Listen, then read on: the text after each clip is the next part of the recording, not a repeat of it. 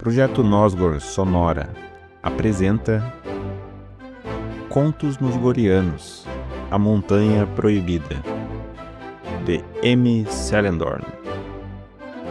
Capítulo 24 A Ordem Arcana Eterna. O temor do velho mago e as intenções da sociedade secreta. A alvorada do dia seguinte surgiu com uma atmosfera melancólica. Inúmeras nuvens no alto do céu bloqueavam a luz do sol, o que resultava em um dia cinzento. Uma manhã triste e cinzenta. A notícia da morte de Beleros chegou até os ouvidos dos habitantes do vilarejo dos humanos, e principalmente até Darael e Aruné. Os dois magos conversavam distraídos quando um mensageiro provindo do norte lhes trouxe a trágica notícia. Por ser a encarregada de vigiar a região de Brava Margem, a maga Aruné decidiu informar o mestre Galdor sobre o ocorrido. Contudo, Darael mostrou-se bastante determinado para realizar tal função. Ele decidiu levar a notícia até o grande mestre na Academia Mágica. O trecho até a escola de magia era curto. Darael percorreu o caminho do centro do vilarejo até ali com bastante rapidez. Quando percebeu, o Mago Escarlate já estava diante das portas da academia. As portas estavam cerradas. Aquela hora da manhã, parecia não haver nenhum aluno lá dentro. Contudo, Darael percebeu a presença de alguém, logo após ter colocado seus pés no interior da academia. Era Galad. Você sabe que, às vezes, é importante dar um descanso aos estudos, come livros. Indagou Darael ao estudioso amigo. Galad virou o rosto admirado. Ele estava com os olhos cansados e rubros pela incessante leitura noite adentro. O aprendiz de magia não imaginava que outra pessoa poderia vir até a academia tão cedo. O que faz aqui, Darael? Indagou Galad, com a expressão bastante cansada. Você não deveria estar dormindo? Sou eu quem lhe pergunto. Você não deveria estar dormindo, Galad? Interrogou o Mago Vermelho, em tom sisudo. Acordei cedo para dar uma caminhada com Aruné. Aliás, não tenho tempo para falatórios sem sentido. Estou procurando pelo mestre Galdor. Para a surpresa de Darael e Galad, o grande mago realizou uma chegada sorrateira e repentina das escadarias até ali. Sua face parecia preocupada. Ele, como de costume, usava seu velho cajado de madeira como apoio para caminhar. Você chegou em boa hora, Darael, disse Galdor, sem ao menos cumprimentar aos dois discípulos. Venha, acompanhe-me. Tenho algumas informações para lhe passar. Darael assentiu com um aceno da cabeça. Galad permaneceu imóvel, observando a partida de seu mestre e seu amigo. Quando ponderou questionar se poderia segui-los, Galdor expressou claramente. E quanto a você, Galad, vá descansar, homem. Você tem estudado demais. Não apresse os fatos, eles acontecem no período mais adequado. Você se tornará um grande mago, no entanto, mantenha-se vivo e saudável para tal. Sem muitas opções e visivelmente fatigado, Galad encaminhou-se para casa. Ele precisava de um descanso para continuar com suas leituras e estudos. Ele sentiu ter exagerado. Galdor e Darael dirigiram-se para a parte externa da academia, para um pequeno bosque nas proximidades, um local mais reservado e tranquilo para conversarem. O Mago Escarlate percebeu a aflição exposta na face do mestre, e isso o deixou bastante inquieto.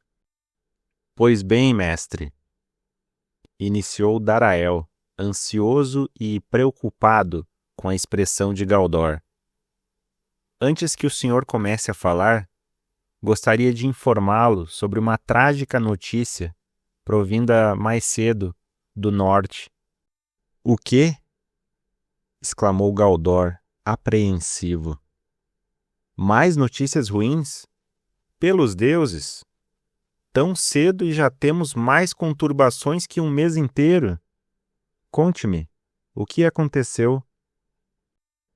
Darael aproximou-se do mestre e então informou-lhe sobre o ocorrido na fortaleza da punição. Foi Beleros, mestre. Ele faleceu esta madrugada. Estava muito doente. Uma grande lástima, pois o grifo Galpes também perdeu sua vida, porém ontem. Que eles descansem em paz, disse Galdor, bastante abatido com a notícia. O tempo executa suas ações com justiça e sapiência. O período do Audaz, em Nosgor, encerrou-se quase simultaneamente ao período de seu animal. Como já foi dito, um grande infortúnio. Os dois magos permaneceram alguns instantes em silêncio. Então, mestre, disse Darael, quebrando um instante de calmaria. O que tanto lhe aflige? Percebo sua inquietação desde que o encontrei na academia. O que está acontecendo, mestre Galdor? O velho mago, apoiado em seu cajado, exibiu de maneira sutil um singelo sorriso ao seu discípulo. Ele não esperava estar demonstrando com tanta evidência suas angústias e seus anseios.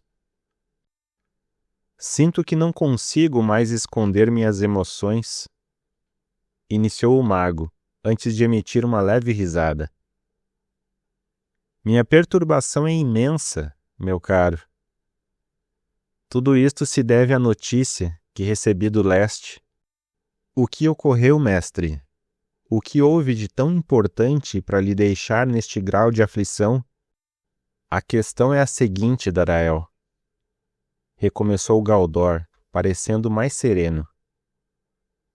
Meu tormento começou há alguns dias, quando pensei ter perdido um valioso objeto.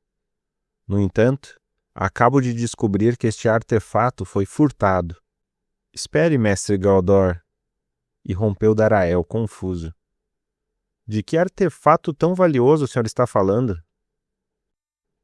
Bem, o furto não é importante, pelo menos não nesse momento. Desconversou o mago, mostrando-se preocupado com outros fatos. O que me incomoda é a notícia que recebi antes de você chegar. De que se trata essa notícia, mestre? Indagou o mago escarlate, curioso. É sobre Betel, iniciou o velho mago. Ele está em busca de uma planta raríssima. Além disso, o que mais me perturba é que ele conseguiu usar a magia de teletransporte. Como? Exclamou o mago de fogo, incrédulo. Como isso é possível? Como ele pôde, mestre?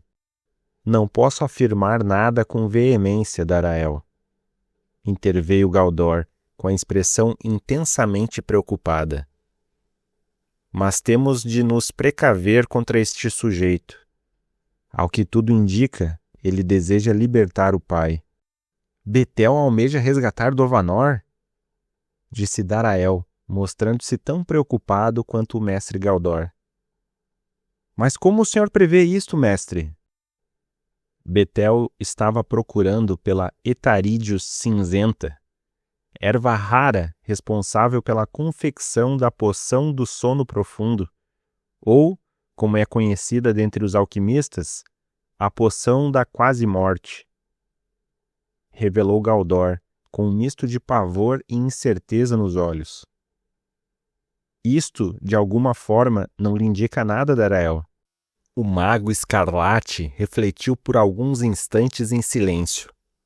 Então, de súbito, compreendeu cada palavra de seu mestre. Agora tudo estava evidente. Galdor temia que o filho do necromante pudesse estar procurando pela rara planta com o intuito de criar uma poção e ofertá-la a seu encarcerado pai. Uma morte forjada poderia ser uma sagaz forma de escapar da fortaleza da punição. Além disso, não levantaria muitas suspeitas. O senhor acredita que eles seriam capazes de forjar a morte de Dovanor?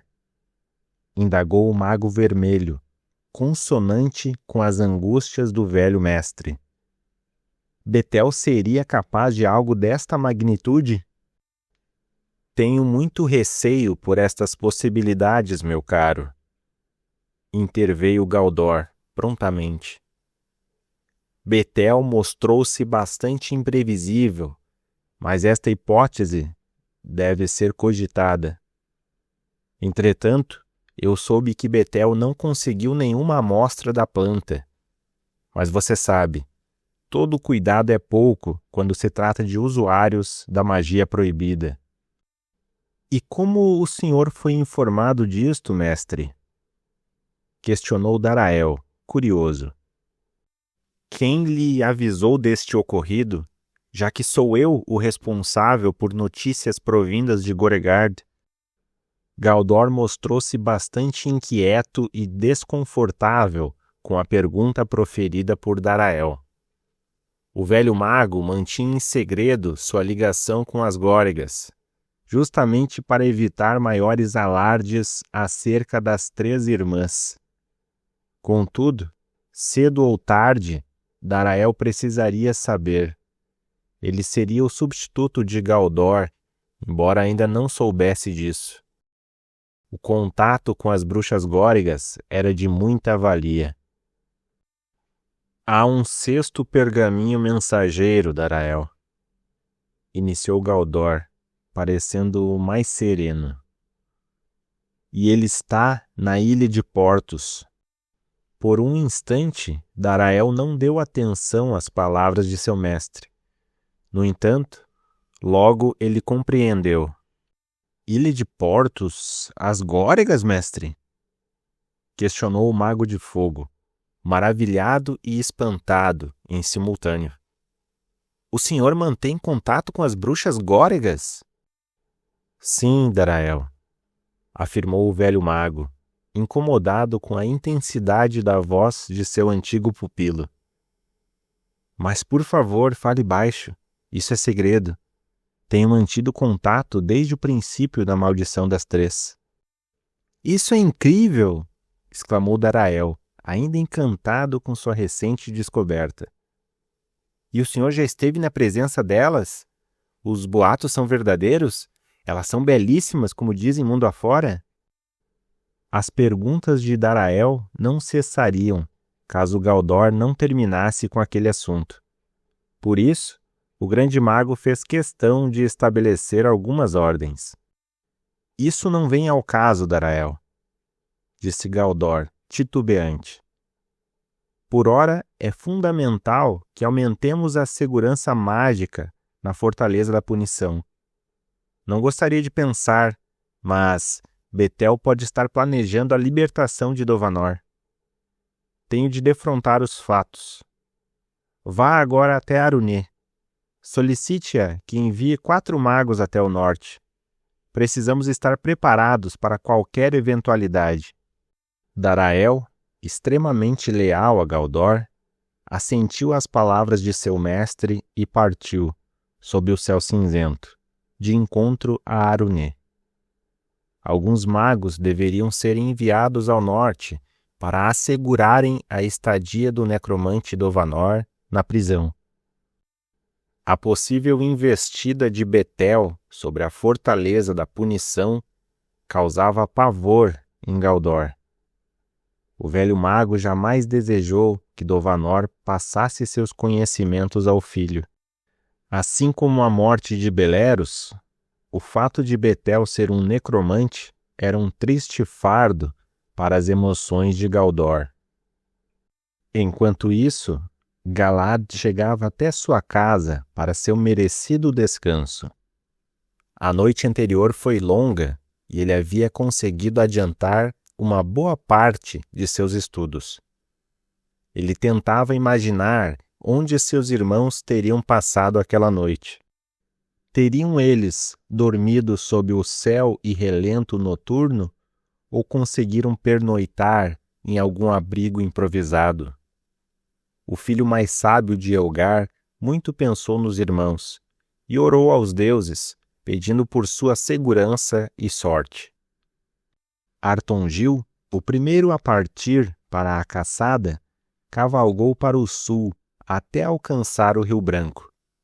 Em seguida, decidiu por acompanhar o curso do rio e partir até Brava Margem. Em sua mente, o filho mais semelhante a Elgar desejava embarcar para Goregard no início da noite.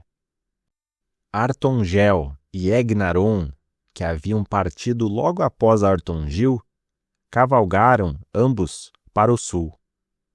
No entanto, assim que atravessaram a ponte de Darlos, os dois seguiram por caminhos diferentes. Enquanto Egnaron seguiu o caminho mais a oeste, rumo às planícies centrais e à região de Dúmenor, Artongel optou por cavalgar pela costa do lago Grimor, nas proximidades das montanhas de Grim, onde está localizada a morada dos anões, Kilcard. A princípio, Ankar, o último concorrente a deixar o acampamento, cavalgou rumo a oeste, na direção do vilarejo de Darlos. Contudo, a passagem pelo vilarejo não era propícia para a sua ideia de contatar algum subordinado da ordem. Sua presença lá poderia chamar a atenção de curiosos. Assim, o primogênito de Elgar preferiu mudar seu percurso. Atravessou o Rio Branco, na ponte próxima de Darlos, e seguiu o curso do rio. Contudo, diferentemente de Artongil, Ankar seguiu pela margem sul. Com a noite se aproximando, Ankar decidiu encontrar um local seguro para abrigar-se e comunicar-se com algum adepto de sua ordem. O secreto mago tinha algumas determinações aos seus subordinados e gostaria de deixá-los preparados para uma grande ação que se realizaria em breve. O galope do cavalo negro guiou o primogênito de Elgar até as proximidades das Colinas Escarlates. O ar da região era bastante melancólico. Muito se devia à tragédia decorrida outrora, onde inúmeros anões morreram pelo fogo do revolto dragão Lomendir. Ankar observou o local e vislumbrou um velho templo no cume de uma das colinas. Logo, percebeu. Aquele lugar era bastante adequado para seu abrigo noturno e, por subsequência, para uma reunião secreta entre os membros de sua ordem. O cavaleiro desceu das costas de seu cavalo e o guiou a pé pela estreita e íngreme estrada em direção às ruínas, no topo do monte. Na chegada ao ápice da colina, Ankar deparou-se com inúmeros indícios de destruição. Diversas estátuas de pedra quebradas, rochas espalhadas por aqui e acolá. Muitos destroços evidenciavam um incêndio. A grande porta de madeira do antigo templo dos anões estava totalmente queimada.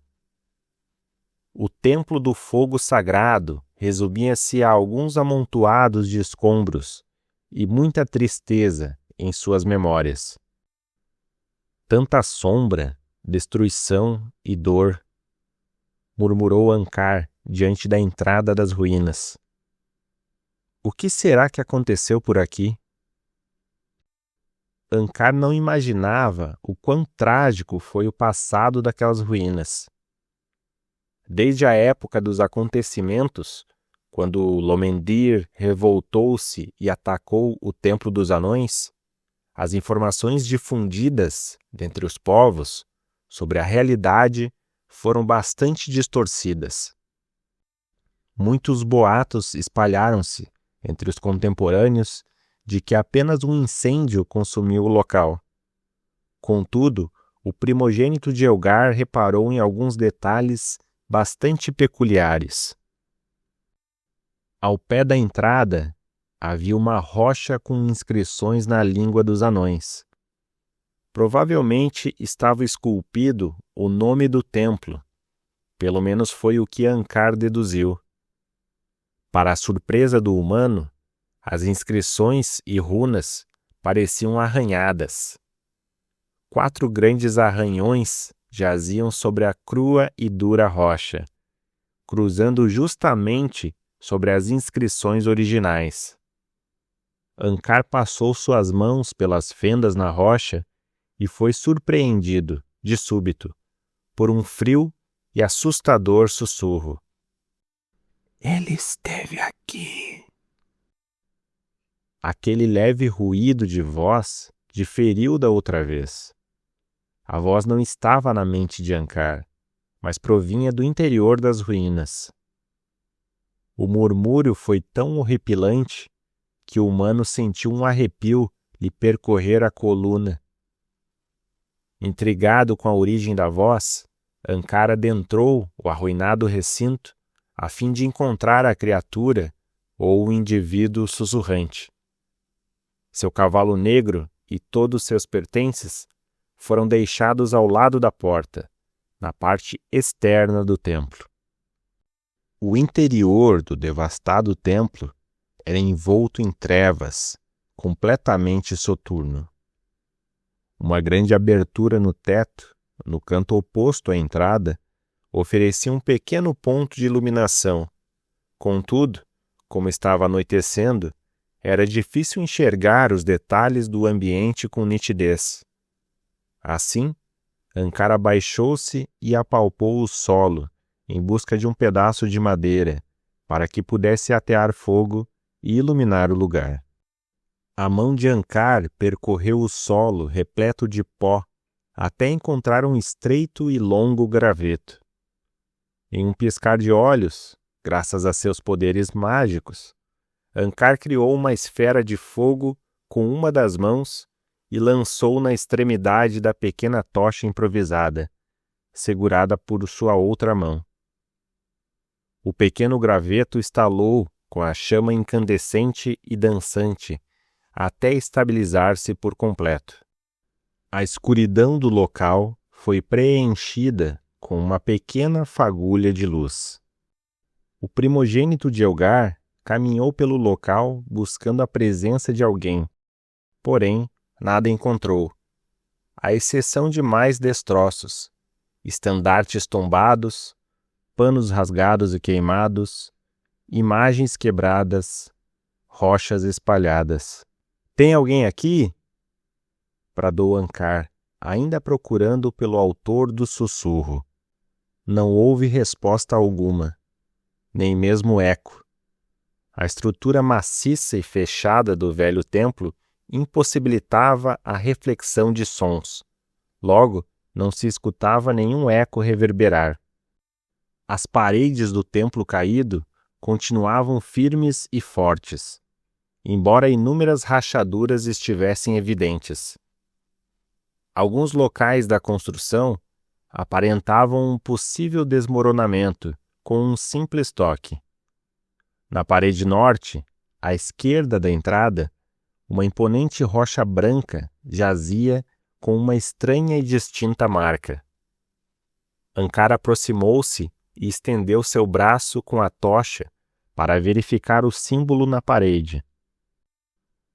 Um calor muito intenso deveria ter sido aplicado naquela rocha, pois em sua base havia um grande acúmulo de materiais sedimentados, possivelmente depois de derretidos. No centro, de forma majestosa e profunda, uma estampa da sola de um pé de dragão. exatamente como uma pegada no solo. Isso é estranho, disse Ankar para si mesmo, analisando o sinal gravado na parede. É como se um dragão tivesse registrado sua passagem por aqui. Então, Ankar foi surpreendido novamente pelo sinistro e misterioso sussurro. Ele esteve aqui. A voz murmurou como se fosse um suave, porém arrepiante soprar de vento. Ankar voltou-se para a entrada, olhou para os lados, apontando a tocha de fogo para conseguir melhor visualização, mas nada. Não havia absolutamente ninguém. Eram apenas Ankar e os destroços do velho templo dos anões. Está certo, disse o primogênito de Elgar. Este lugar não oferece muita tranquilidade e hospitalidade para forasteiros solitários. Está na hora de convocar companhia. Concentrado, o primogênito de Elgar cravou a tocha de fogo entre algumas rochas e ergueu um de seus braços para o alto. Seu anel dourado, no dedo indicador da mão elevada, começou a brilhar intensamente. O anel era seu canalizador de magia. Ankar, então, pronunciou algumas palavras incompreensíveis antes de bradar em alto e bom som. Magos arcanos eternos, eu os invoco. O brilho intenso do anel de Ankar preencheu todo o templo arruinado. Em seguida, 3 esferas de fumaça negra surgiram diante de Ankar. 3 necromantes da Ordem Arcana Eterna haviam chegado. O brilho do anel do primogênito logo se extinguiu, e as esferas de fumaça tomaram a forma de pessoas. Ankar sentou-se em algumas rochas e, com sua face iluminada pela tocha de fogo, cumprimentou os 3 vultos à sua volta. Saudações, magos eternos, disse Ankar respeitosamente. É bom revê-los. As 3 pessoas de fumaça cumprimentaram a Ankar com uma reverência. Então, sentaram-se também. De fato, os 3 sujeitos não estavam com seus corpos presentes no local. Suas imagens ali apresentadas eram fruto da magia da Ordem de Ankar. Os vultos de fumaça eram uma representação mágica de suas aparências nos respectivos lugares onde estavam. Se o mago Galdor usava o pergaminho mensageiro para comunicar-se com seus conhecidos distantes, a Ordem Arcana Eterna usava a magia contida em seus anéis para tal. Os anéis de todos os componentes da Ordem foram encantados em conjunto. Desta forma, quando um dos usuários convocasse, os outros anéis brilhariam em harmonia. Por conseguinte, os necromantes atentos, percebendo o chamado dos anéis, estabeleceriam contato com o convocador, uma forma rápida e prática para a comunicação à distância, utilizando apenas a magia como mediadora. O primogênito de Elgar era o fator contrastante daquela situação.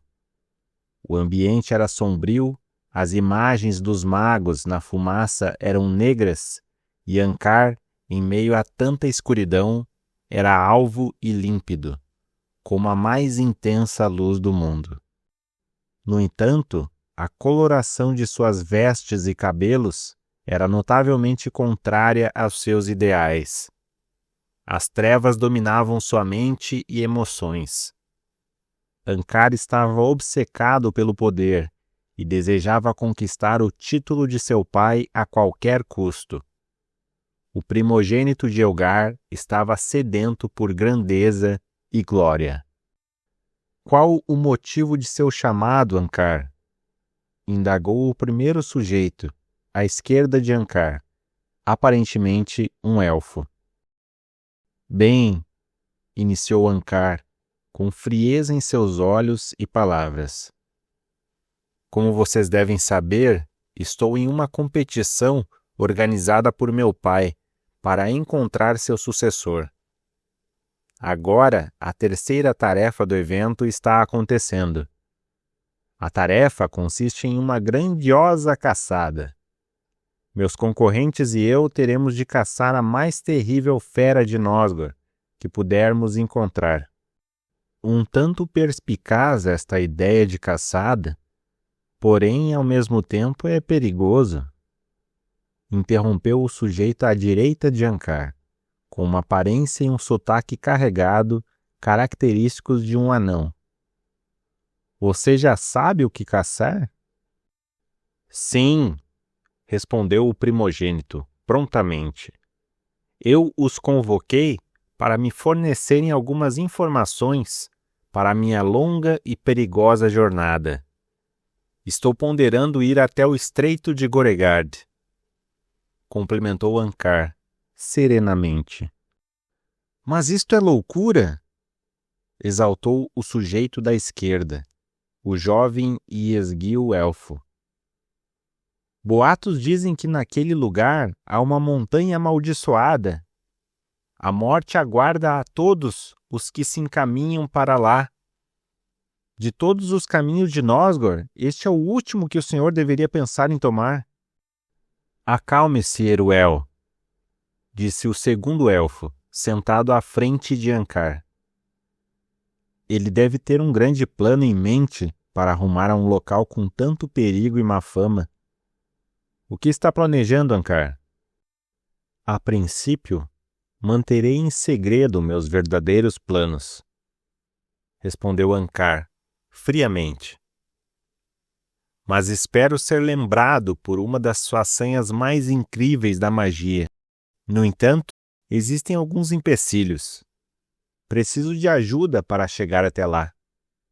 Pelo mar é impossível, pois toda a região costeira é intransponível com aquelas rochas pontiagudas e recifes extensos. Por terra, eu teria de atravessar a floresta de Naiatril, mas pelo que sei, os forasteiros não são bem-vindos pelos elfos de lá. Sim, irrompeu o elfo chamado Tremil, sentado defronte a Ankar. Nós, elfos, fomos incumbidos de guardar regiões de Nosgor. Daqui, da floresta de Eldaril, nós observamos Dúmenor e todas as criaturas que atravessam aquelas planícies. Lá, em Naiatril, os elfos guardam a passagem para o Estreito de Goregard e barram qualquer viajante para aquela região. Então vocês protegem a Montanha Proibida? Questionou o anão à direita de Ankar. Por que alguém guardaria aquele local? Há uma maldição lá. Ninguém se arriscaria. E o sujeito, chamado Nilaf, conteve suas palavras, pois percebeu que o destino de Ankar era a montanha localizada na extremidade do Estreito de Goregard, a Montanha Proibida. Amaldiçoada e maldita para muitas pessoas em Nosgor, esta era a meta do primogênito de Elgar. Ele desejava alcançar a montanha e buscar por algo perdido lá dentro, algo esquecido há muito tempo. Quanto a Eruel e Tremil, nenhum deles esboçou qualquer reação. Sim, Nilaf, concordou Ankar tranquilamente. Planejo ir até a Montanha Proibida, embora não existam caminhos para se chegar lá. Nem pelo mar, nem pela terra, muito menos pelo ar. Nenhum grifo ou hipogrifo voaria para lá, nem mesmo sob o efeito de algum encantamento, pois essas criaturas não voam para locais por elas temidos. E quanto a Laefel, mestre Ankar? Indagou o elfo Eruel, em tom inocente. E se o senhor voasse com ele até seu destino? O humano manteve-se em silêncio após a pergunta do elfo. Então, de súbito, percebeu ser uma ótima ideia. Eu ainda não havia pensado nisso, disse o primogênito, satisfeito. Excelente ideia, Eruel. Porém, como posso encontrá-lo? Aquele dragão ainda continua transportando viajantes em troca de riquezas? Sim, sim, respondeu Tremil, sereno. Outro dia soube de alguns elfos daqui de Aldaril que voaram com ele até o outro lado do oceano. O grande problema está em encontrá-lo, murmurou Nilaf, ainda incrédulo com a futura empreitada do líder da ordem. Ankar encheu-se de determinação. Com tantas ideias e pensamentos em sua mente, como ele não poderia ter lembrado do dragão Laefel antes? Uma alternativa tão óbvia quanto antiga. Contudo, havia um problema. Onde o dragão poderia ser encontrado? Mas isto é simples, bradou o elfo Eruel. Outro dia estive no pântano da agonia, buscando por algumas ervas, e vi o dragão sobrevoando aquela região. Desconfio que ele possa estar abrigado em alguma caverna por lá. Excelente, Eruel! Você tem se mostrado de grande valia, disse Ankar, com brilho em seus olhos. Partirei para o pântano da agonia assim que amanhecer. Espero encontrar Laefel o mais breve possível. Quanto mais cedo alcançar meu destino, mais cedo meu plano poderá ser colocado em prática. Os 3 sujeitos na fumaça negra diante de Ankar mostraram-se bastante temerosos e duvidosos com as ações de seu líder. Contudo, como prometeram lealdade à ordem, Nilaf, Tremil e Eruel mantiveram-se aliados às propostas de Ankar. Afinal, a Ordem Arcana Eterna, além de uma secreta ordem de necromantes, era uma sociedade onde a vontade de um componente deveria ser do interesse comum de todos. Eruel, você já pode ir, comandou Ankar, com um gesto rude, totalmente diferente de momentos antes, quando elogiou as ideias do jovem sujeito. O elfo, pouco à vontade, curvou-se em reverência a seu líder e aos outros 2 necromantes, e em seguida, a negra fumaça onde estava dissipou-se sinistramente no ar. Um pequeno ruído soou e os remanescentes no local eram apenas Ankar, Tremil e Nilaf. Apesar de Ankar ser o soberano máximo da ordem, o primogênito considerava Tremil e Nilaf no mesmo patamar de sua autoridade perante aos adeptos restantes. Além disso, os 3 foram alunos do mesmo mestre de necromancia. Por isso, anão e elfo tratavam Ankar como um igual, sem nomes formais de tratamento. A permanência dos 3 no local foi propositalmente planejada para que Ankar obtivesse informações sobre os profundos e importantes estudos de seus colegas. Em seu último encontro com Nilaf e Tremil, Ankar os encarregou de buscar pela execução de um grandioso e arriscado ritual. E então, iniciou o líder da ordem. Conseguiram algum progresso nos experimentos? Por enquanto, nada, respondeu Nilaf, desacreditado. As essências corpóreas estão fortemente ligadas. Creio que seja impossível tal façanha, Ankar. Nada é impossível, Nilaf. Interveio Tremil, prontamente. Além disso, sabemos haver chances de conseguirmos, segundo as informações de Betel. Antes de ser preso, Dovanor obteve bons resultados em seus experimentos. Precisamos apenas continuar tentando. Perfeito, exaltou Ankar, contente.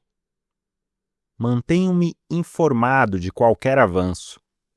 Após termos o controle sobre criaturas mortas, obteremos o controle sobre a duração de vida com este magnífico ritual. Uma vida imortal, como era no princípio. Fim do capítulo 24.